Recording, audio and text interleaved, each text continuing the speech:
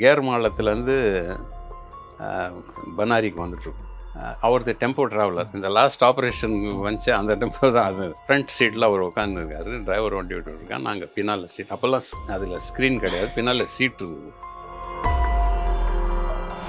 யார் அடித்தாலும் தெரியக்கூடாது, டார்கெட்டும் எலிமினேட் ஆகணும், நம்ம சைடும் டேமேஜ் ஆகக்கூடாது. ஸோ இதுக்கு ஸ்ட்ராட்டஜி ஃப்ரண்ட்டில் வந்து இதை போட்டார், இன்டெலிஜென்ஸை. சென்டரில் வந்து அட்மினிஸ்ட்ரேஷன் வச்சார்.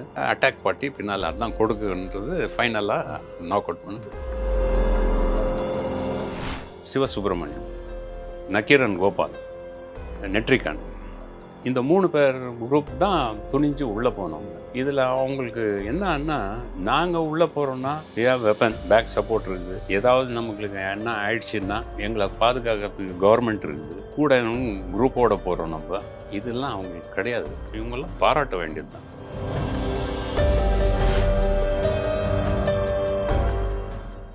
இந்த ஆப்ரேஷனில் வந்து ஏன் இவ்வளோ நீடிச்சது, வந்து என்ன தவறுகள் நடந்ததுங்கிறது சொன்னீங்க. வந்து சீஃப் சைடில் நடந்த செட்பேக்னு என்ன நினைக்கிறீங்க சார்? செட்பேக் சார், அதாவது ஃபஸ்ட்டு கோபாலகிருஷ்ணன் இது இன்சிடெண்ட் நடந்தப்புறம் பாம் பிளாஸ்ட் ஆகுதில் வாலண்டியர்ஸ் கேட்குறாங்க. வாலண்டியர்ஸ் ஒரு 200 பேர் 250 பேர் கிட்ட வராங்க. அதில் வந்து அவங்க volunteers correct, we have to respect. அதில் நம்மளும் எல்லாமே இருக்கும், ரெஸ்பெக்ட் பண்ணி தான் ஆகணும், ஏன்னா துணிஞ்சு வராங்கன்னு. பட் எஃபிஷியன்சி இல்லை, காட்டை பற்றி தெரியாது, தைரியமாக வந்துட்டாங்க. ஆனால் அங்கே வந்து என்ன மைனஸ்ன்னா எஃபிஷியன்சி இல்லை. காட்டை பற்றி தெரிஞ்சிருக்கணும், இவங்களுக்கு ட்ரெயின் பண்ணி அப்புறம் இது பண்ணணும். 86 87லேருந்துலாம் நான் இந்த இதில் அப்பப்போ வந்துட்டு போயிட்டுருக்கேன். ஊட்டிலேருந்து மிஸ்டர் காளிமுத்து இருக்கும்போது அந்த டைம்லேயும் எனக்கு சான்ஸ் கிடச்சிது. பார்க்குறோம், சுடுறான் அவன், சார் நான் போகிறேன் சார்ன்றேன், அவர் வேணான்றாரு. பட் வந்து அதை நான் தவறாக கூட எடுக்கக்கூடாது, ஏன்னா அவர் என்னுடைய சேஃப்டியை பார்த்தார். இவனுங்க ஏன் நம்ம நல்ல ஆளுங்களை ஒன்று அப்படியே நினச்சிக்கலாம். அது ஒரு ப்ராட் மைண்டில் என்னை போக வேணான்னு சொன்னது. 2 சான்ஸ் இருந்துச்சு அவர் டைமில், மாகாம்பாளையம் சைடில். அதுக்கப்புறம் மற்ற ஆஃபீஸர்ஸு மிஸ்டர் தேவாரம் இருக்கும்போது கூட ஒரு 3-4 மந்த்ஸ் நான் உள்ள வீரப்பன் மாதிரியே போயிட்டு இருந்தேன். செருப்பு போட்டு தான் போனேன். என் டீமெல்லாம் வச்சு ஒரு 7-8 பேர் தான் வச்சுட்டு போவோம். இது மாதிரி ஒரு நடந்துருந்துச்சு. அப்புறம் இப்போ என்ன பண்ணாங்க, வேணாம் இது ரொம்ப ரிஸ்கியாக இருக்குது வந்துடுங்கன்னாங்கன்னா, அது அவங்க மேலே தப்பு சொல்ல முடியாது, ஏன்னா என்னுடைய சேஃப்டியை பார்த்தாங்க அவங்க. அதுக்கப்புறம் மிஸ்டர் பாலச்சந்திரன் இருக்கும்போது நான் கேட்குறேன், நான் போய் அடிச்சுட்டு வந்துடுறேன் சார் 4 பேர்னா, நான் அது தவறாக நான் சொல்ல முடியாது, ஏன்னா ஜெம்எஃப் ஆஃபீஸர் அவர் ரொம்ப கஷ்டப்பட்டார் ஃபாரஸ்ட்டில். அவர் வந்து அவருக்கு தெரியும் என்னுடைய ஷூட்டிங் கெப்பாசிட்டி எப்படி, எபிலிட்டி அவருக்கு நல்லாவே தெரியும். ஒரு வாட்டி என்ன டெஸ்ட்டும் பண்ணியிருக்கார் அவர். அது ஒரு சின்ன ஸ்டோரி நடந்துச்சு. அது அது என்ன ஆச்சுன்னா, கேர் மாநிலத்திலேருந்து பனாரிக்கு வந்துட்டுருக்கோம். அவரது டெம்போ ட்ராவலர். இந்த லாஸ்ட் ஆப்ரேஷன் வந்துச்சு அந்த டெம்போ தான் அது.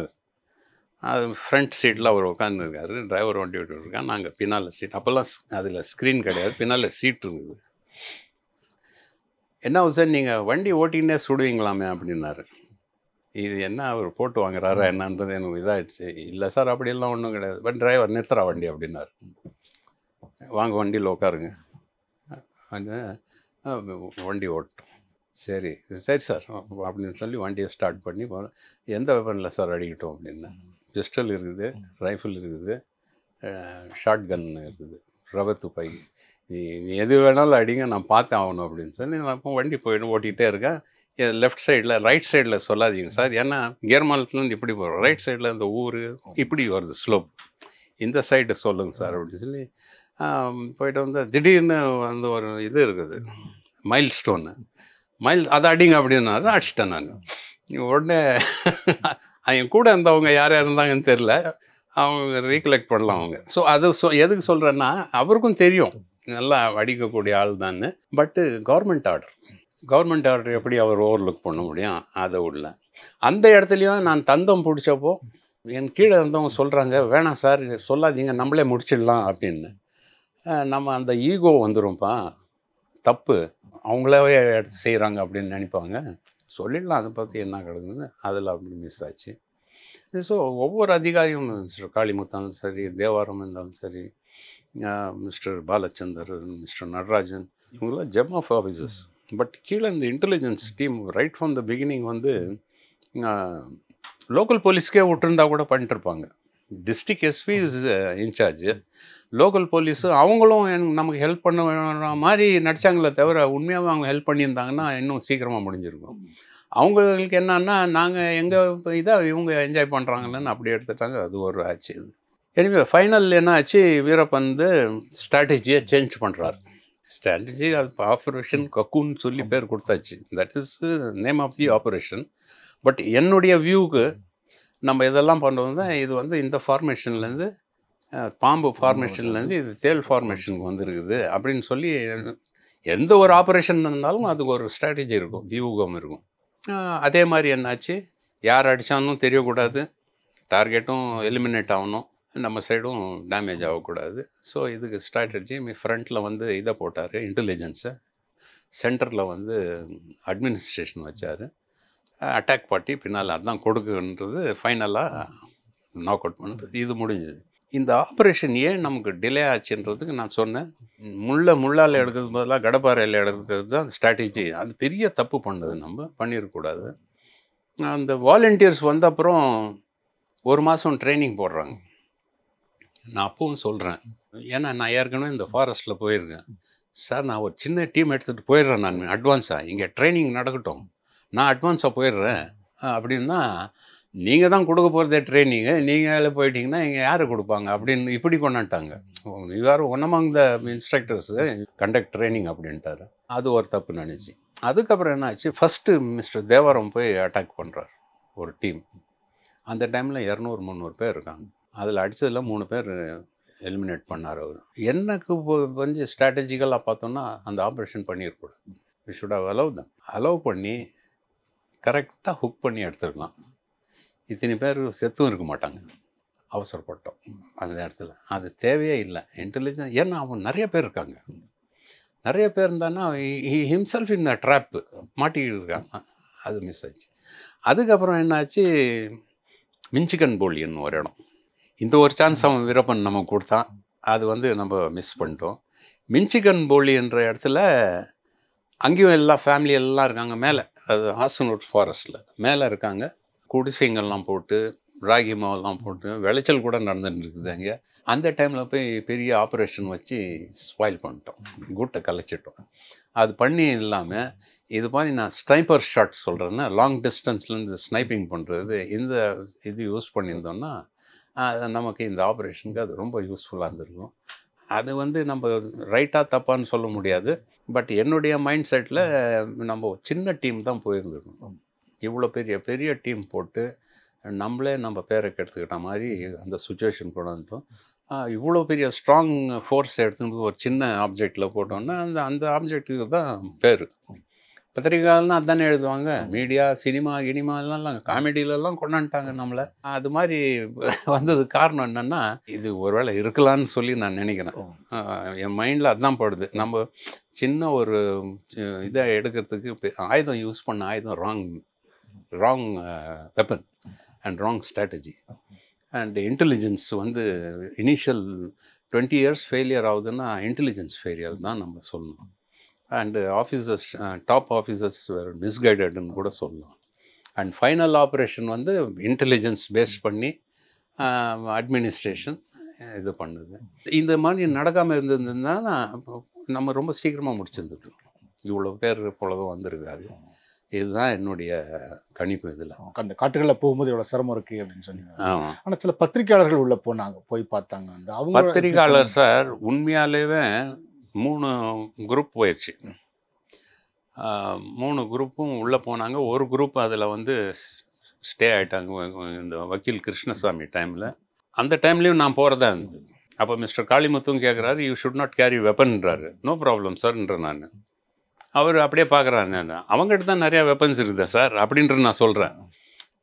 I can use those weapon அப்படின்ற மாதிரி நானும் என்ன ஐடியாவில் சொன்னேன்னு எனக்கு தெரியல. பட் திஸ் ஃபைனலாக என்ன பண்ணாங்க, நோனும் நீங்கள் வந்துடுங்க, ஐடென்டிஃபை ஆகிடும். சிவசுப்ரமணியம், நக்கீரன் கோபால், நெட்ரிகன், இந்த 3 பேர் குரூப் தான் துணிஞ்சு உள்ளே போனவங்க. இதில் அவங்களுக்கு என்னன்னா, நாங்கள் உள்ளே போகிறோன்னா வி ஹேவ் வெப்பன், தெரியுதுங்களா, பேக் சப்போர்ட் இருக்குது. ஏதாவது நமக்கு என்ன ஆயிடுச்சுன்னா எங்களை பாதுகாக்கிறதுக்கு கவர்மெண்ட் இருக்குது, தெரியுதுங்களா, அது காம்பன்சேஷன் இருக்குது. கூட குரூப்போடு போகிறோம் நம்ம. இதெல்லாம் அவங்களுக்கு கிடையாது. இது இல்லாத துப்பாக்கி கிடையாது, அனிமல்ஸ் பற்றி என்னன்னே தெரியாது, தெரியுதா. தனியாக போனோம் ஃபஸ்ட்டு போகும்போது.